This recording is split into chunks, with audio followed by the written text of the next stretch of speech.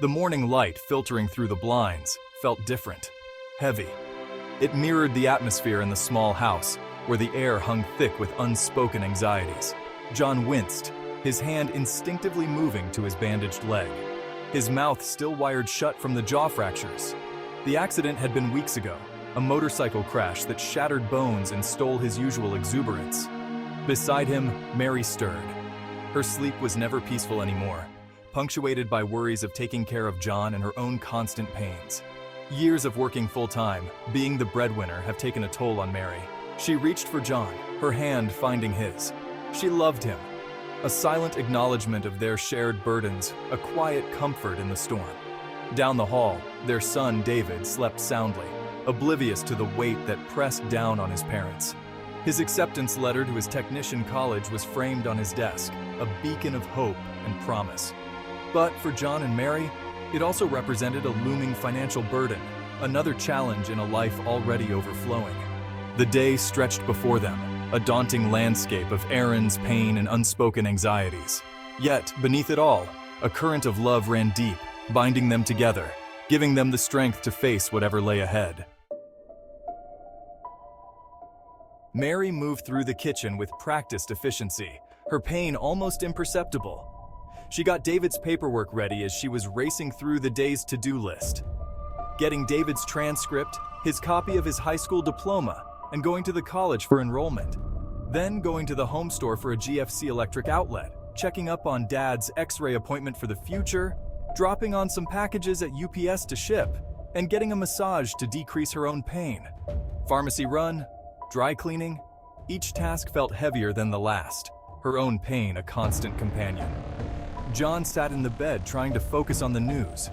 The words swam before his eyes. Frustration gnawed at him. He was used to knowing where his wife was going. He was used to being a part of the decisions, the strong one, not the one who couldn't assist with anything. Now he felt useless, a burden. He longed to be a part of the errands, be a part of society again, be a part of Mary's word of errands to ease her load. But his body wouldn't cooperate. He watched her, his heart aching, and his jealousy increasing as he couldn't be a part of this world. He saw the way she moved, the slight tremor in her hands as she touched his hand, asking him, "Did you need anything while I'm out?" This question just infuriated him. He saw the fatigue etched on her face, the worry lines around her eyes, but felt she was up to something. As his overthinking took over, he let his mind go on an adventure of overthinking and worry. He loved her more than words could say, and it tore at him to see her leave without him. And his overthinking brought a list of mad thoughts to his mind. Where was she really going? With who?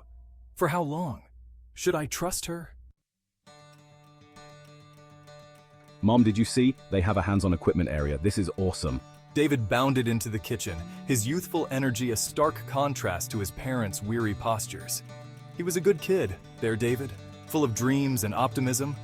He hugged Mary, his excitement about college bubbling over. His words washed over Mary like a warm wave. For a moment, the weight on her chest eased, replaced by a mother's pride. She smiled, a genuine smile that reached her tired eyes. John watched their exchange, a familiar ache in his chest.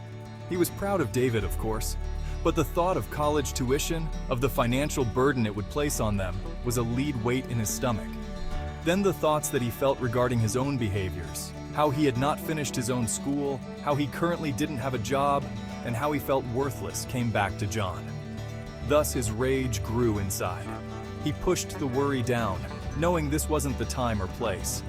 He grunted a goodbye as they left the home.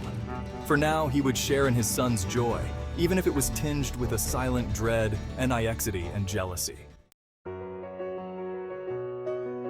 Her eyes met John's across the table, a silent conversation passing between them. One which she knew too well. She knew what was coming later. They had always faced everything together. She knew John's own downfalls in life would become an issues later as he chose to take out his anger on her. This challenge, daunting as it seemed, would be no different. "That's wonderful, honey. Your father and I are so proud of you." David, oblivious to the undercurrents of worry, chattered on about his plans for college, his words tumbling over each other in his excitement. John listened, forcing a smile, offering words of encouragement. But inside, a storm was brewing. a maelstrom of fear, frustration, and helplessness. The MRI place was crowded, and it took forever to get a hold of the right person in the office. Once the right person was contacted, Mary found out that John's appointment had not been made yet, and it had to be rescheduled. This was a blow to her plans for him in the future, and she had to call another office to set this up. Mary felt each step send a jolt of pain up her spine. Mary waited in line, her back screaming in protest. She gripped the counter, trying to maintain her composure. Once completed, her and her son continued on with their errands. The school atmosphere was bright and airy. Mary walked in with David and they began the enrollment process. Almost 2 hours later, it was completed. The financial services person told them she would see them next week. David and Mary got into the car and went to get a GFC electrical outlet at the home store and dropping off some packages to ship. After the errands were completed, Mary finally got a massage. Her back finally feeling better for the time being. Dinner was a subdued affair. The weight of the day, the unspoken anxieties hung heavy in the air. John's frustration of Mary being gone without him finally boiled over. A sarcastic comment about the lost time, a sharp retort about how it doesn't take that long to do those things. And she didn't even get the milk. Words spoken in haste, fueled by pain and fear. Mary's composure, stretched thin by exhaustion and worry, finally snapped. I have done nothing wrong. Why are you being so selfish? I did things all day for you, for our son, for the family. No, you're not. You don't do anything. Nothing for me at all. I don't need your help. Tears welled in Mary's eyes, a testament to her own pain, her own struggles. David sat frozen, caught in the crossfire of his parents' outburst. He had never seen them like this, their usual loving dynamic replaced by a raw, painful exchange.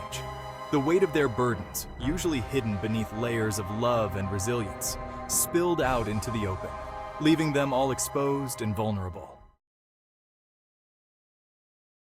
The dam had broken. Years of unspoken anxieties, of silent suffering poured out. John hated being dependent, hated seeing Mary carry the weight of the world on her shoulders.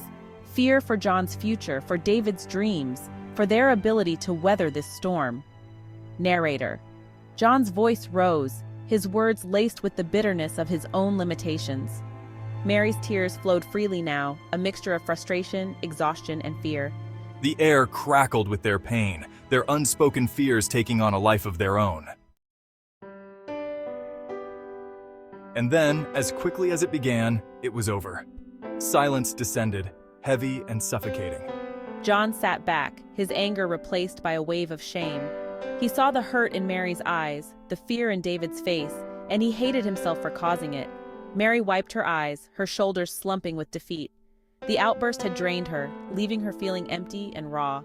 She looked at John, at the pain etched on his face, and a wave of understanding washed over her. He wasn't attacking her, he was battling his own demons. David, caught in the middle of the emotional storm, looked from one parent to the other, his young face etched with worry. He wanted to fix it, to erase the hurt and anger that hung heavy in the air, but he didn't know how. The rest of the evening passed in silence, a comfortable silence born of understanding and shared resilience. They cleared the table together, their movements slow and deliberate. No more words were spoken, but the air was thick with unspoken apologies and a deep, abiding love. As John and Mary lay in bed that night, the weight of their burdens felt a little lighter. They had stumbled, had allowed their pain and fear to overshadow their love. But they had found their way back to each other, their bond strengthened by the storm they had weathered together. Tomorrow would bring new challenges, new anxieties. But for now, they held on to each other, drawing strength from the love that had seen them through difficult times before. The sun would rise again, and they would face it together, a family bound by love, tested by adversity, and unbreakable in their resilience.